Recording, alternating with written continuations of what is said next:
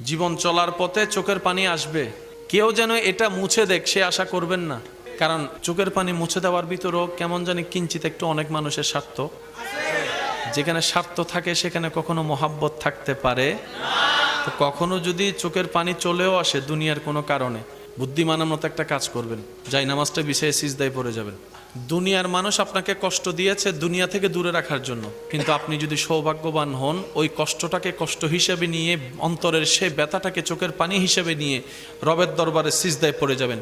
সে আপনাকে দুনিয়া থেকে আলাদা করতে চাইছে, দুনিয়ার চোখে ফেল করাতে চাইছে, কিন্তু আপনার এই বুদ্ধিমানের ধৈর্যশীলের কাজ, আপনার সিজদায় পড়ে যাওয়া আপনাকে রবের রহমতের এমন কাছে নিয়ে যাবে।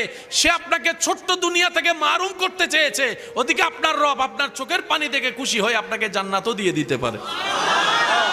সেজন্য মনে রাখবেন, রবের বান্দা কখনো লসে নাই। তারা কাঁটা ফুটলেও লাভ, গালি শুনলেও লাভ, বদনাম শুনলেও